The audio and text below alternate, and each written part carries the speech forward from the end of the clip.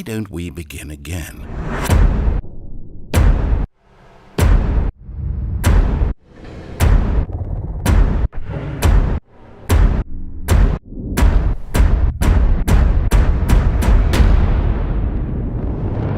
Hey everybody, welcome back to Backlog Banter. I'm your boy Abram, joined as usual by Tucker, Stanley Parable, Hazel, and we're here today to review Stanley Parable Ultra Deluxe. But before we do, if you want to tell us your thoughts on Stanley Parable, join our Discord. Link as usual, top the description right down there. Like the video, subscribe to the channel, ring the bell, leave a comment. I don't know. Yeah, just why fucking... not? Might as well.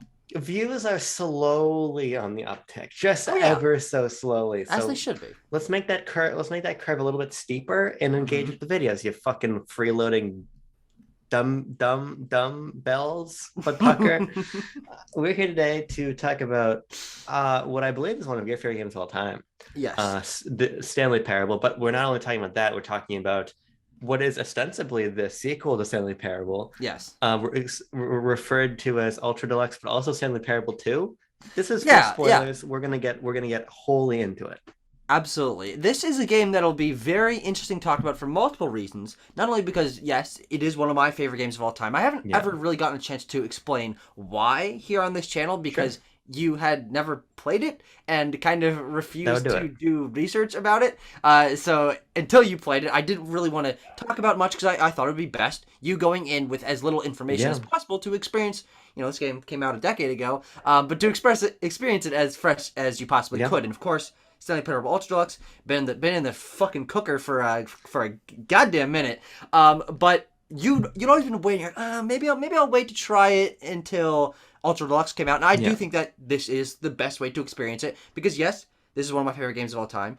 Yes, I would posit that I would claim that this is one of the best games of all time, one of the most unique games of all time, and I do think that Ultra Deluxe is the best way to experience it, because not only is it the first game in its entirety, the original game that came out in 2013 in its entirety, with slightly updated textures and slightly updated lighting, like it's not that big of a jump, but with maybe like 2.3 times the amount of content in it. It's somewhere around there. And this game is surprisingly large, and it comments on itself in interesting ways. And I'm very interested to talk to you about not only what your thoughts are on the base game, just experiencing the concept of the Stanley Parable period, but then how the new content, as someone entirely fresh to the concepts that the Stanley Parable is positing, how those struck you, because it's very self-referential and all tied up in an interesting knot. Yeah, I think what's so I have just so many thoughts in this game. Good, that's what it's here for. Both good and 3-hour video coming up on Backlog Banter. Both very good and all. Get your fucking Stromboli. It's gonna be a long video. So I have a lot of thoughts in this game, both positive but also incredibly ambivalent. Sure. Because I've coined this term in some other junction. I think it applies here really well. I think Stanley Parable Ultra Deluxe is someone else's masterpiece. Sure. Because I play this game, I think it's funny as fuck. I think it's really cleverly designed.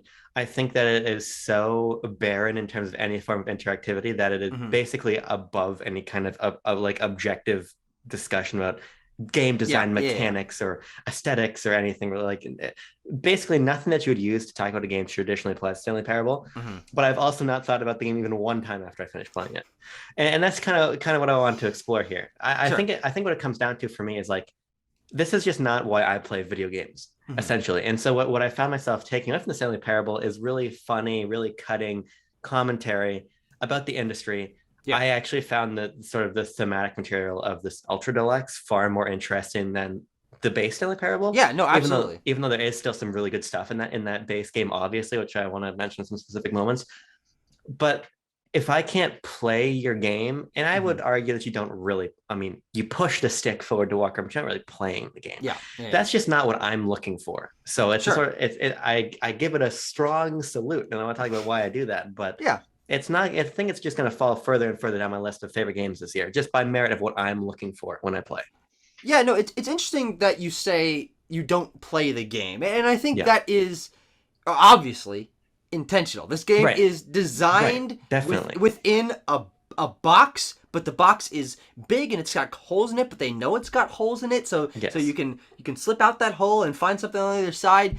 But I do think that within the concept of the Stanley Parable, playing with the concept of player choice on a base level, I do think this is one of the more interesting examples of video game design and interactivity that the medium has ever seen. When you talk about not being able to play the game, it just means that there's not skill to it. There's not skill trees. There's no experience points. There's ostensibly no exploration, though of course there certainly is, and you want to explore around corners. Yeah, I'd argue there is. For most of the game, there's no collectibles. Right. There aren't the things that traditionally drive someone to continue to explore in a game, but I do think its commentary on interactivity is why it makes itself so unique, not only as a video game, but as a piece of art commenting on interactivity, why video games are important, why they're unique as their medium, as opposed to all other forms of storytelling. You know, you can crack open a crumbling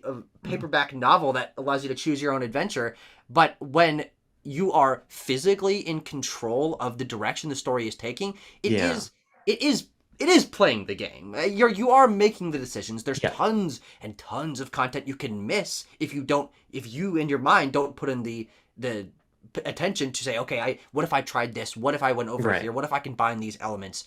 That's where the interactivity really comes in, and not where basically every other game goes. And I think it is very where smart. every other game goes left, the Stanley Parable goes like southeast or some shit like that. The game is very smart. Everything it does so intentionally. Like the Stanley Parable is always 95 steps ahead of you, which I really appreciate. Yes.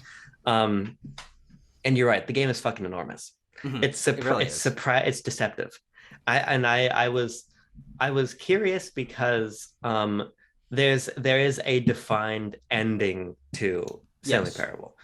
When it comes to the Ultra Deluxe, you said there is like an epilogue, and I looked up how to get the epilogue, and it's fucking crazy complex to get the epilogue. And so when I just looked at that guide, I saw there's literally like fucking like dozens of endings, and I was I can't do this. No, and of course the game doesn't ask you to explore all of them. I am a huge fan of the original game. I've probably played through the set of base endings 3 or 4 times in my life. I've hooked other people onto it. I'm like, okay, just play this game for like an hour, and I just want to see what choices you make and see how you react to these things. So I've seen a lot of the base game content a lot of times.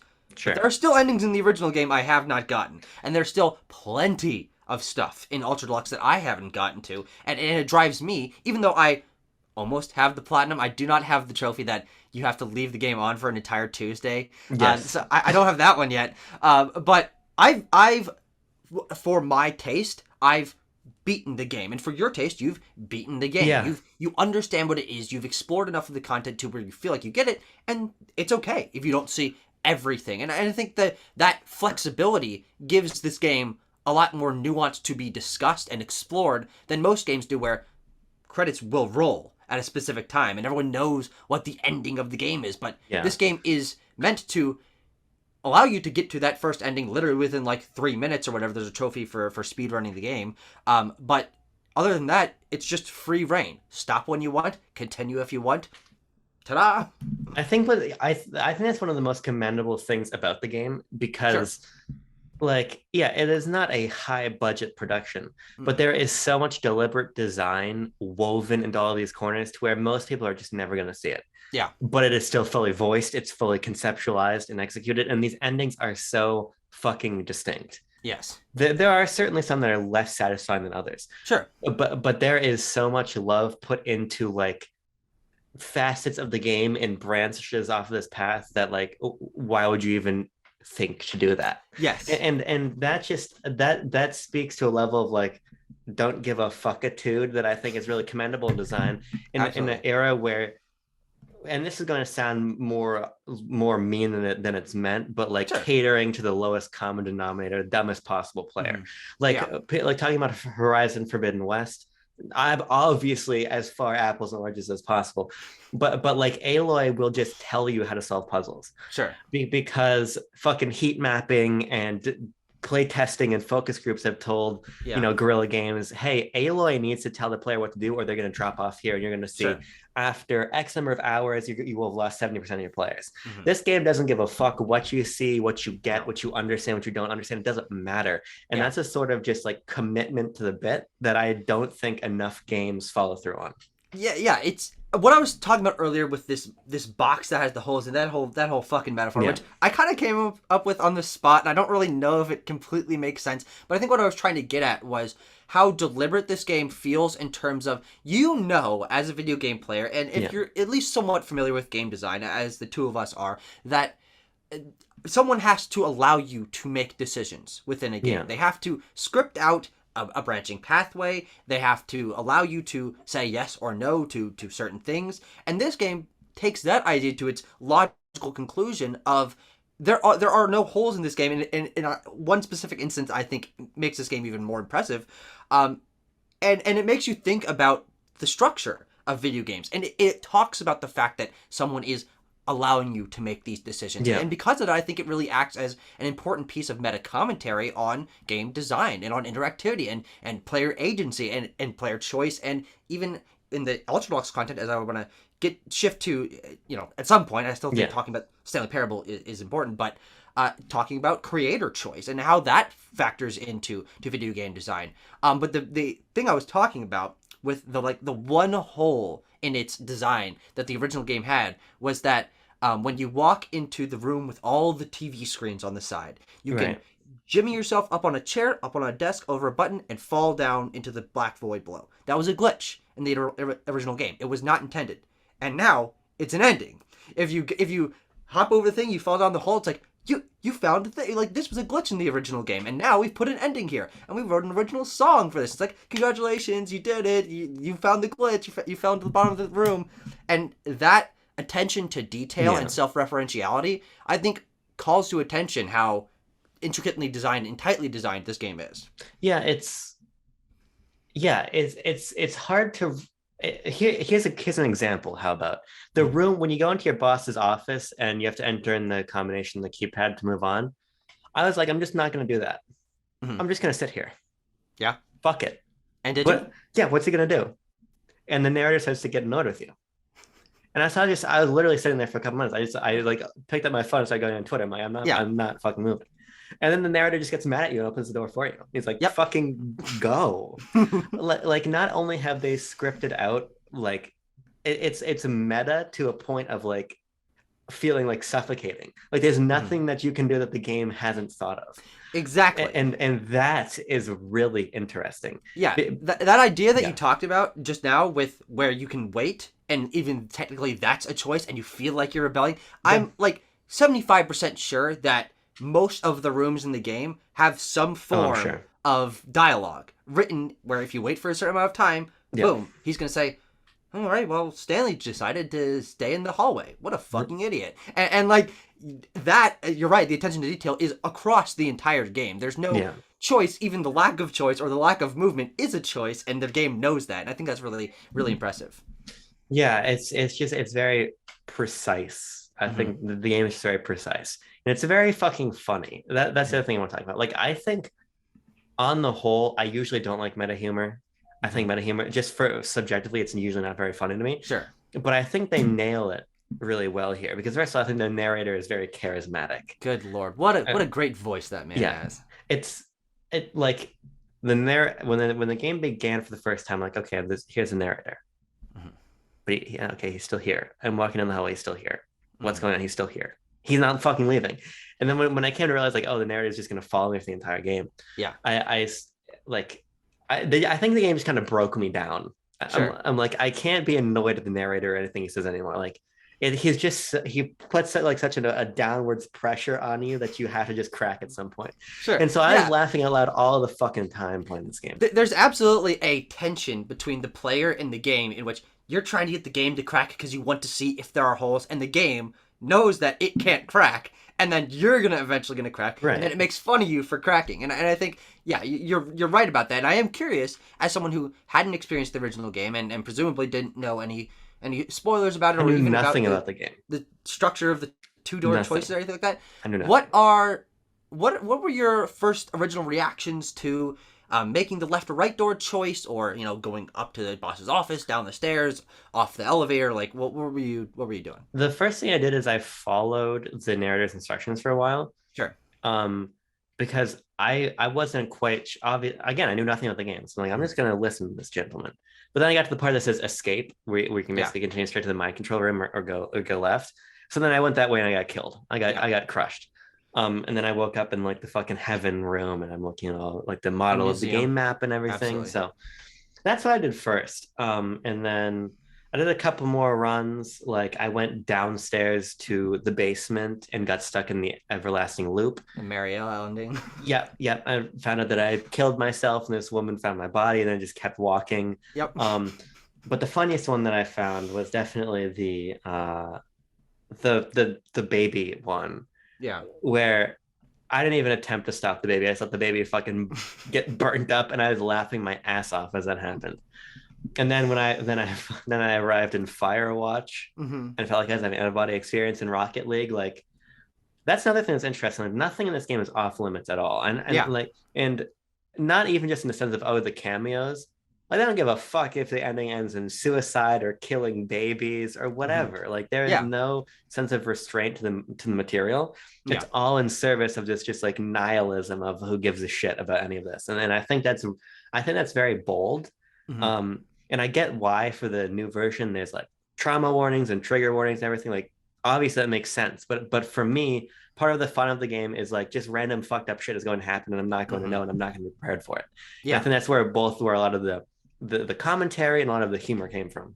Yeah, I think what you're talking about in nothing being off limits is why this game is so memorable to me. It is the reason why I will, if I'm thinking about interactivity in games, if I'm thinking about my favorite moments in games, think to a lot of things in the Stanley Parable, because it does feel like it's like a dream game. It's like, no, of course, sure. Why would someone do this? How are they allowed to sell this? Like, it feels so outside of the box of what video games as an industry have progressed forward. Of course, that box is ever expanding. We're always learning new things. But this, I think, exists in its own bubble in the fact that it recognizes that it's a game, and it recognizes other games in the industry, and it recognizes the industry, and it recognizes game design and game writing, and like all these facets that you as a video game player, we've become so trained to not to ignore, to say, no, of course a game won't reference this because that would break the immersion. But what if the immersion was that it recognizes you as a player and the character, and that there is a narrator, and that rooms are looping, and that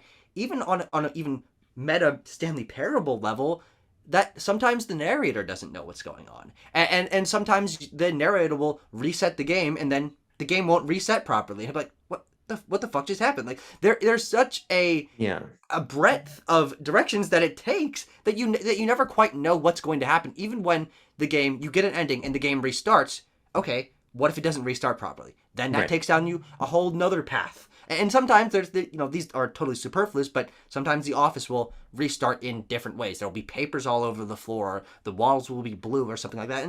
And those sort of things just always keep you on our toes, even if they're not like meaningful to the quote unquote gameplay or the interactivity. There's always a ton of little things that also show the attention to detail. And I love the Easter eggs in this game, not in terms of the endings, but in terms of just looking at papers on the floor, or I don't know how much time you spent in the meeting room with the whiteboards and the slideshow and stuff, but every element of this game where they can hide something that'll make you giggle or make you think about the game in a new way, they absolutely do. And even though I know all the jokes, especially in the original game, I still find it compelling to walk up to the thing, to read the whiteboard that has a whole calendar's worth of jokes on it, and then those are referenced somewhere else in the building later on.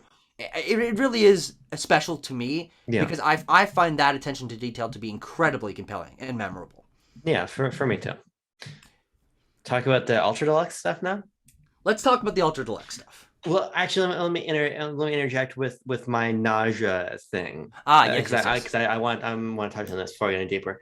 Part of the reason why I had stopped playing the game was that the game makes me very motion sick, and it's something that I thought was narrowing the FOV to as low as it would go did help me. Yeah. Widening the FOV. Or I I don't know. One of the two. It never impacted me. I've never changed FOV in my life. I made the FOV as small as possible, so I could see as little ahead of me as possible, which did help. Okay. When I brought the FOV out, the game looked like all wobbly, and I literally almost threw up immediately. So I had to do that. But I think because then I was seeing on Crow's page, other people saying this, and something that was brought out that I think would have helped is a fixed reticle. Yeah, because I was trying to think like, why does this make me motion sick, but a very fast FPS like Doom doesn't? Yeah. And I think it is because there is the gun reticle to follow. Yeah, or the gun model of the person. Yeah. Yes, where there is nothing in Stanley Parable. Actually, having the bucket in Stanley Parable 2 helped me a little bit. But I will say that I do hope that it's something that they fast track patching. Yeah. Because that definitely made it like I felt like I got my fill of Stanley Parable sooner than probably other people did. Yeah. So we're shutting up. And even on that larger level, it's something that you noticed and shared with me is, and something I very much respect about Crows, is even the Stanley Parable's ethos extends to their website. It extends to all the trailers of this game. It extends to the marketing of this game. The fact that the game was delayed so many times. The fact that there is a team making this. That all of their posts and their responses to people like continue this expanding meta narrative of the Stanley Parable is video games, and video games are the Stanley Parable. And like I think there was something where they made some sort of funny hand to like, instead of there being nothing, like what if Stanley had this funny little hand sticking out in the frame? Like maybe that would help you stop feeling nauseous. It's like they know what they're doing, and I do think that they listen enough. Obviously, as we'll get into the Ultra content, it's so listening to your audience to another level that I'm sure there will be an update. And if we're on modern consoles, there can be an update. But the Ultra Deluxe content, I think, is where this game takes itself to the next level in a way that I wasn't necessarily expecting. Because you start up this game and it asks you, have you played the original Stanley Parable? I'm like, what the fuck is this? Like, why is it asking this? How is this going to change the game? And it's because if you say no, it lets you experience the base game without interruption of the new content for a longer period of time. But if you say yes, it fast tracks you to get straight to the new, or almost straight to the new content. I think you have to do 1 or 2 endings first, just like fuck around the game for a little bit. But that degree of access to the new content, I think, is very important. And also within that yes or no choice, and then changing the time of day, which it asks you right after, that is something I'm sure you never experienced. But that is a part of the game in terms of an extended narrative, and it's very, very fascinating. I did get the game did thank me for setting the time twice, and I got a bunch of dialogue boxes like, "Hey, most people don't set the clock a second time," so I thought that was clever.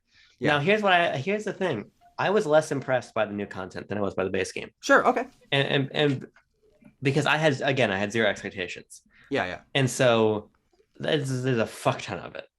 But I have to say, I was a lot less engaged by the entire section between finishing the base game stuff and then when the game becomes Stanley Parable 2. Sure, okay. I think that it just becomes, that's when the game's at its most cutting and most interesting commentary. But I think basically funneling you through this stuff in a very linear manner, to me, it's obviously antithetical to how the Stanley Parable is otherwise. I'm sure they know that. Yeah, of course. But for me, it felt like this weird like block of discontinuity where I'm like, okay, I'm just following you exactly where you want me to go. Sure, yeah. And without the option for me to not do that.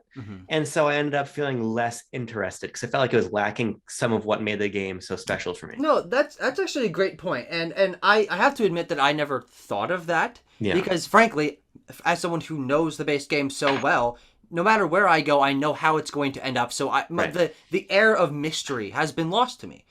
Just by merit of I love this game so much and I've experienced it so many times. So it wasn't a problem for me to be funneled through an area because on the whole, I think that on a writing level and a visual level, it is vastly more interesting. You are exploring huge E3-esque areas with Stanley Parable 2, and you're exploring these exhibits, and there's the office before that where they have, is 2 the best thing ever? And they've got all sorts of mock-up logos of, well, what a Stanley Parable 2 logo look like, and they're like, Doom 2, Fable 2, like Portal 2, they're making all these jokes, and I found that to be really surprising, because it does break what the Stanley Parable it has been. But I think it clearly knows that, and it knows that that's okay to do sometimes. And I think the two of them together complement each other very nicely, especially because that is just, quote unquote, just a bottleneck. That area in the middle where you are learning about the Stanley Parable 2, and as we'll get to if we want to mention some of our favorite moments, all the different exhibits and content in there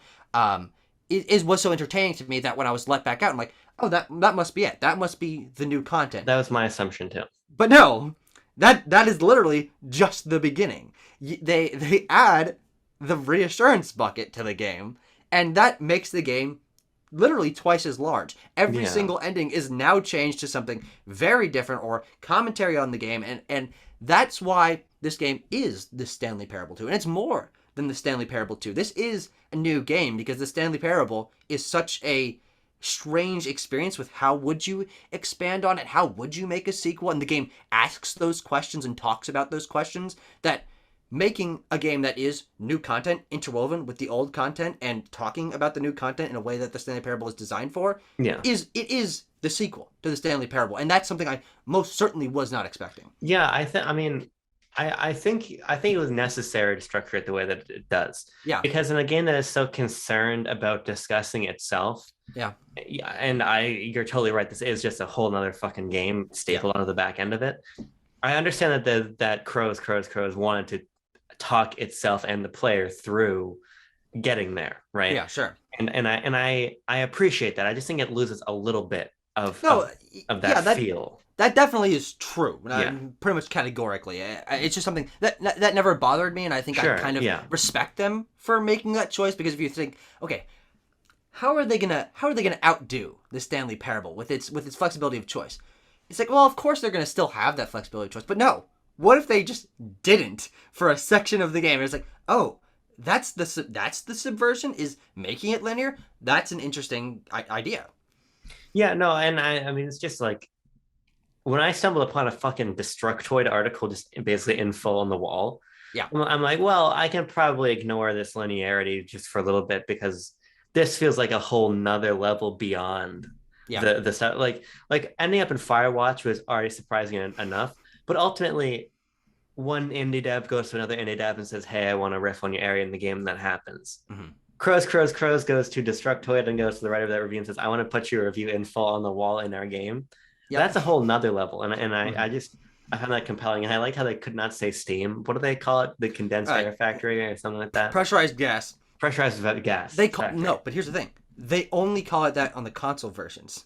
It's called Steam on the Steam version. So it's funny that they had to go to the guy and say, no, you have to say these things. And I don't know what the legality of that is, or maybe they just thought it would be funny to do that, but it doesn't really matter. And I do want to quickly mention, spoilers for you. You're not going to keep playing this game, but that Firewatch Rocket League segment, that is a remix of an ending from the original game in which you end up in Minecraft and Portal. Cool. There is a continuation of some ideas from the first, but I actually never got that Firewatch or and Rocket League ending. I ended up finding it on YouTube later on when I was just trying to see what else the game had to offer. But yeah, that the way that the new content starts, and then it's like, damn, new content's kind of shitty, and they're just repackaging this game to sell to a bunch of schmucks for an extra $5. Like that, starting like that, I'm like, okay, where's this commentary gonna go? Yeah. But then I do think that for me, it gained a little bit of that spark in its self-referentiality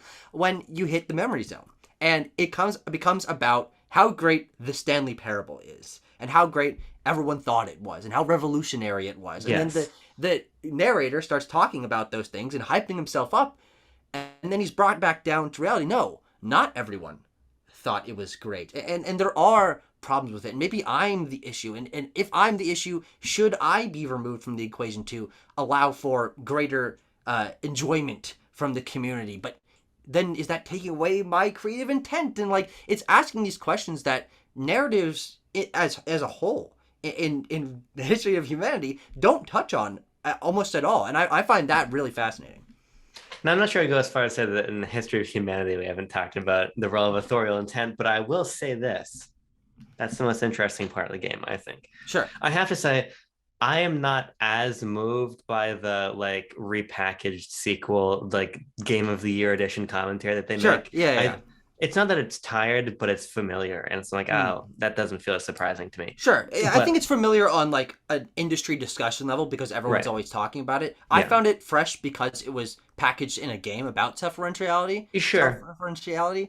And then it was combined with that other stuff, which made me think like, yeah, yeah, they know that this has been talked about before. And I think that having it be like so on like honored of itself and like DLC and stuff. yeah, And one of my favorite just little moments is that in the first hall of the Memory Zone, they've got all the awards of the Stanley Parable one. And of course, they've got the BAFTA there, which the Stanley Parable didn't win, but The Last of Us won. So oh, they have that, the yeah, Last of Us yeah, BAFTA there, and they've taped over The Last of Us. And it's written on the Stanley Parable, and like they know what they're doing, and I yes. think that's why it was so breathtaking to me. Yeah, no, it is good stuff, and I like the sort of hand wringing you can feel come through in that segment of like Sure. I don't know what I'm supposed to do here. Hmm. I think that comes through. I think part of the reason why that narrative becomes so much more interesting is that they're like it obviously it's personal Yeah. wherein even if the narrative of the first game is motivated by like a personal dislike for corporate capitalist business, Hmm. there felt like there was a layer removed from the developer, what the developer was trying to say. Sure. But like the developer was talking to themselves then for a while, and, Hmm. and you could tell that in the narrator, in the script of those lines, like there's less like sureness there, and I find that to be really compelling. Yeah. Hearing the developers have to like try to wrestle with themselves, and Hmm. I think it's an interesting thing to raise, especially in an era that we're in with remakes leading Hmm. a lot of the conversation. A lot of places, I mean, we talk about Nintendo all the time. What is half of Nintendo's content if not repackaged stuff, right? Yeah. And so there's this kind of pressure on crows is really interesting to explore in that way. Yeah, I mean, because the narrative around the first game was that it was so revolutionary, it raised something through its discussion in especially the Memory Zone that I had never really considered before. Is as a creator, you do something so revolutionary, and people naturally want more. They want to see what ideas you have. They want to see what's Yeah, next. But then, as a creator, in the minds of the people who made the Stanley Parable, how do they do that? The first one was revolutionary, and if you do revolutionary again, then is it not just the same as the first one? And if you don't do that, then is it subverting what people liked about the first one? So will it right. be even better? And I think that just taking away the concept of having to one up themselves and discussing that concept, like you're right about just like removing the layer between the developer and the game and just saying like, look, we know this is a tough task, and this was a tough task, and we hope you Sure. enjoy it, but if you don't, that's okay. And like we're just trying to get our voice across. I think that's it was really poignant to me. It was really moving to sort of like put myself into the mind of someone who has this insurmountable task ahead of them. And how do you tackle that? By not tackling it, but saying like, hey, I'm a person too, this is tough, and what if we all just like work together? I thought that was really important. Yeah, I think it's good.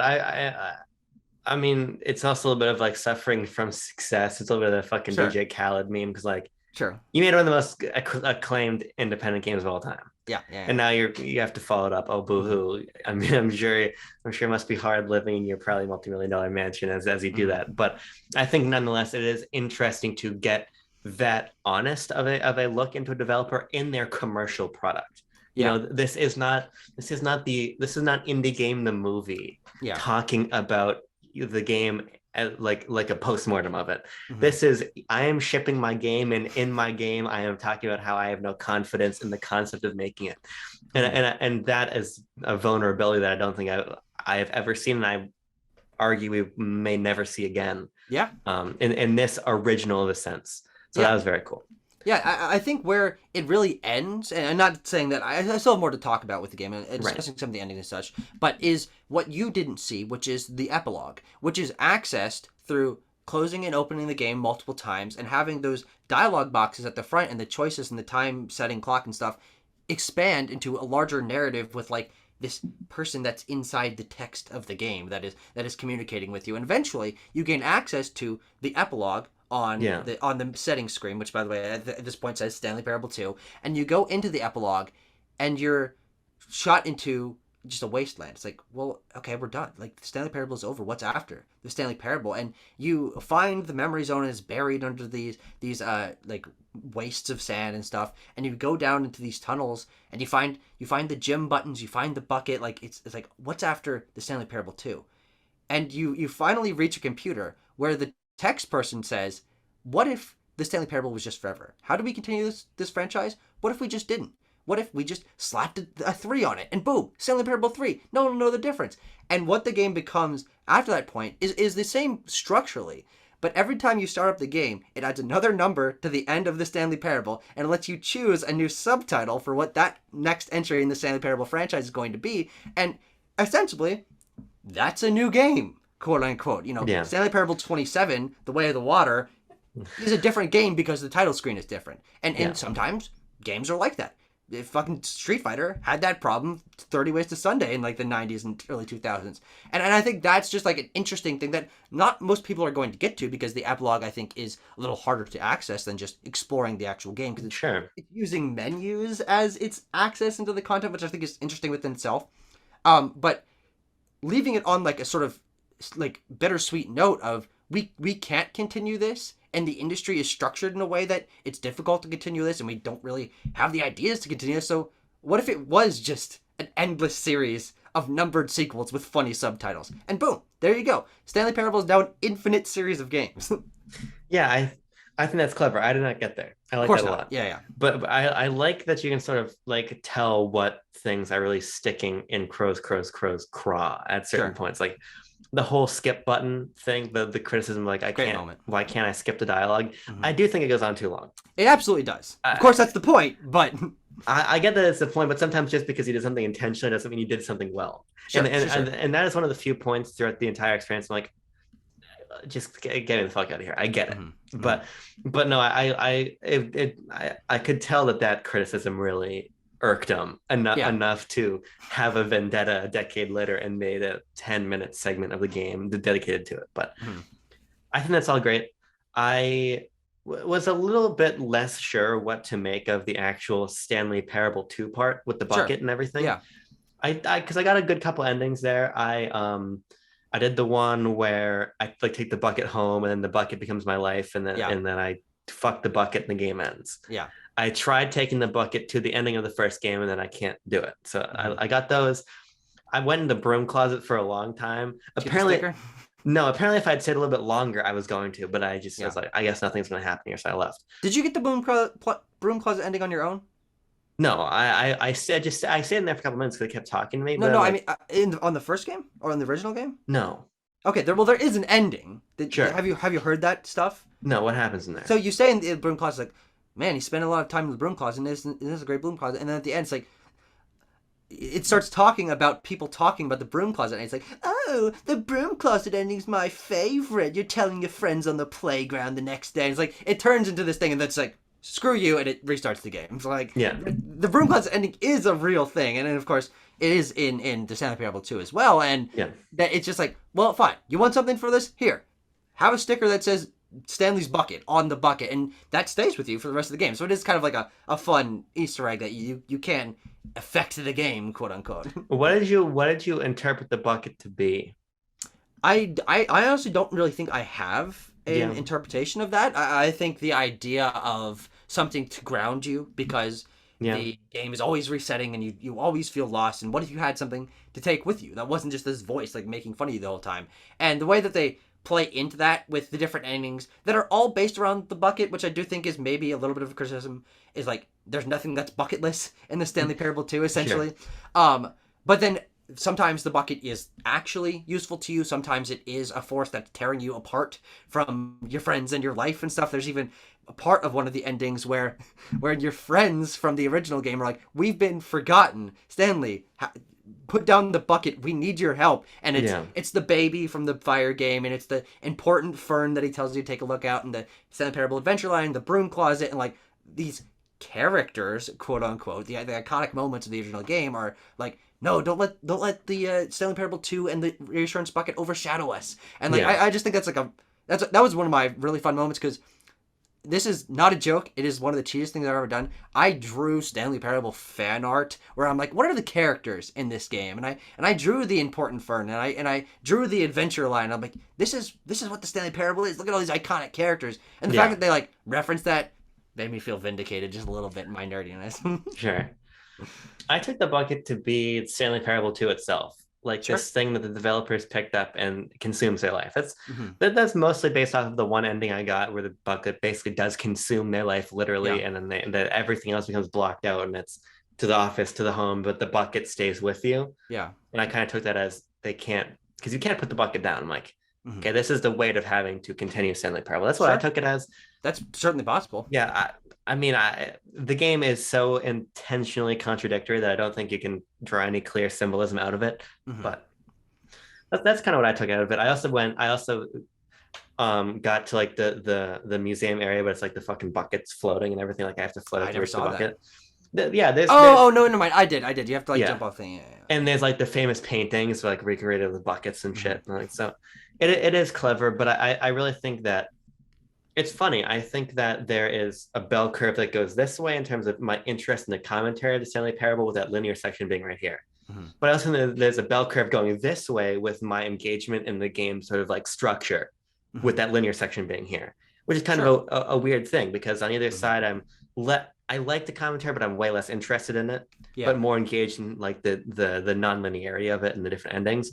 But it's that intersection point in the middle that I think might be most interesting to talk about, as we did for a while. But yeah, sure, because it's so polarizing. Yeah, even though it shrugs a little bit of what's on the other side of it. But the one thing I do want to say about that middle section is I really did find a lot of the exhibits and the commentary to be intensely funny. There's the gym button, the fucking gym button. The idea that great new feature for the Stanley Parable 2. We're gonna have a button that says the name of the player in it, but this is just the beta. So we've only developed the name Jim. Yeah. So guess what? In order to experience this, close your eyes. You're Jim now. You've lived your life as Jim. And then press the button. And it says Jim.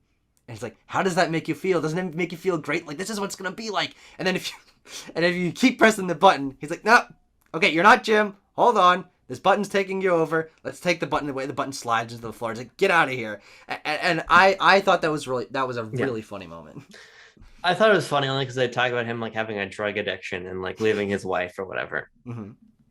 Again, it is very subjective. Like I didn't find the concept of that joke very funny, but I like the life of Jim as they told it. I think the one I probably appreciated the most was the not so infinite hole. As the narrator slowly has to admit that the hole actually has a bottom as you get deeper down it. I thought that was Did you land? Yeah, I landed.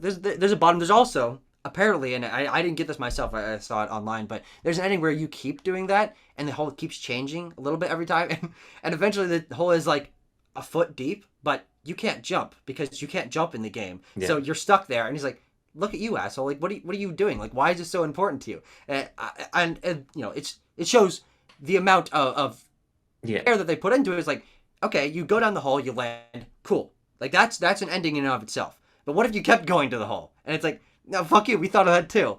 I also think that there's a QR code on the merch of the Stanley Parable 2 stand that is an actual QR code that takes you to an unlisted video that talks about the history of sequels and what's going on. It's like black and white, talking like a 50s cartoon or commercial, and I thought that was a really fun moment as well. Sure. What else? Oh, go for it. Because I'm kind of out of stuff to say. Sure. The Stanlerines. There are 6 of them hidden around the game once you access the Stanley Parable 2 content.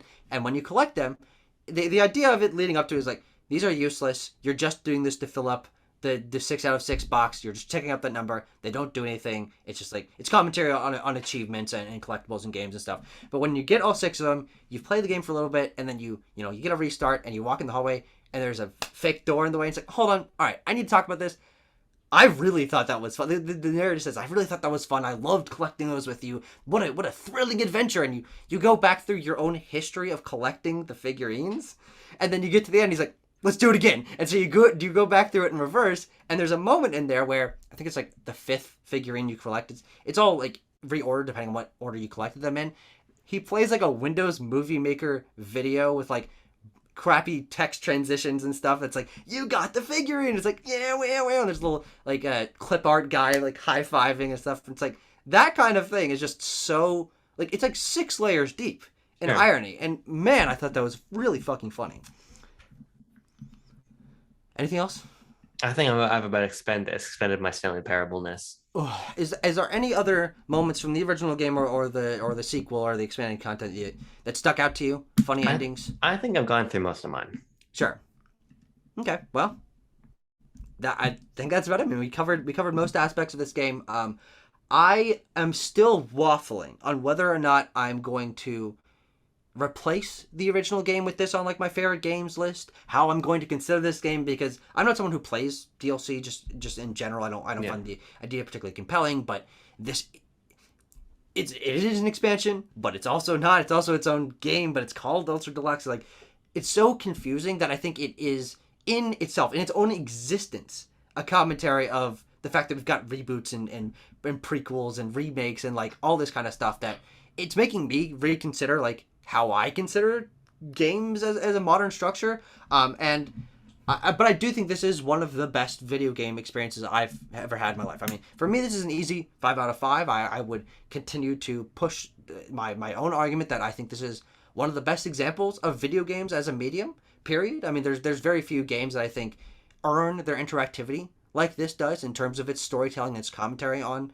storytelling. And I am excited to replay this game in a few years' time. I'm excited to put my friends on it who have never played it before. I had Sam and Tanner sitting with me on the couch, and they were laughing their ass off too whenever he found something new. But this is going to be one of the defining moments in my video game life. So I'm very happy it came out. I'm very happy that it is as good as it is. You know, receiving the critical acclaim that I believe it deserves, and we'll see what's next for Crows. That's for fucking sure.